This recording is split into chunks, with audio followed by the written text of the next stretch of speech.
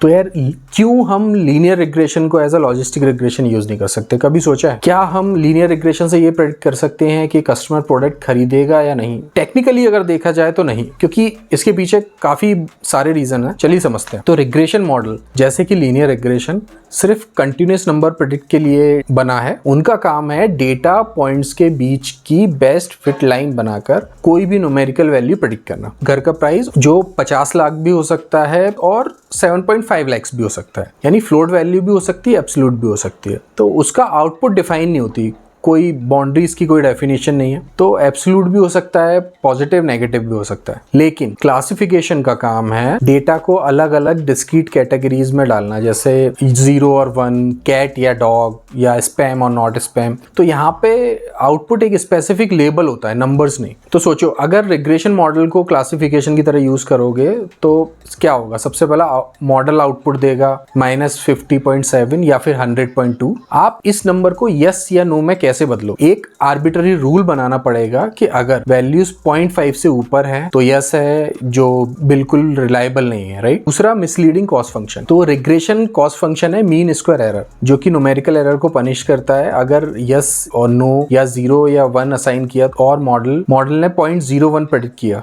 तो error small होगा। लेकिन अगर मॉडल ने -50 प्रेडिक्ट किया तो एरर बहुत ज्यादा बढ़ जाएगा, राइट? तो मॉडल को इससे कोई फर्क नहीं पड़ता कि किस कैटेगरी के वो कितना पास है, वो बस नंबर्स को क्लोज बनाने के लिए काम करता है। तो इससे मॉडल बिल्कुल कंफ्यूजिंग स्टेट में रहेगा। इसीलिए क्लासिफिकेशन प्रॉब्लम के लिए हम लॉजिस्टिक रिग्रेशन और एसवीएम क्लासिफायर जैसे मॉडल्स को यूज करते हैं। ये स्पेशल सिग्मॉइड फंक्शन से काम करते हैं जो कि प्रोबेबिलिटी आउटपुट करता है, और इनका cost function specially for categorical error handle करने के लिए बना होता है, जैसे cross entry. So regression is for number and classification is for category. दोनों अलग अलग चीजों के लिए बने।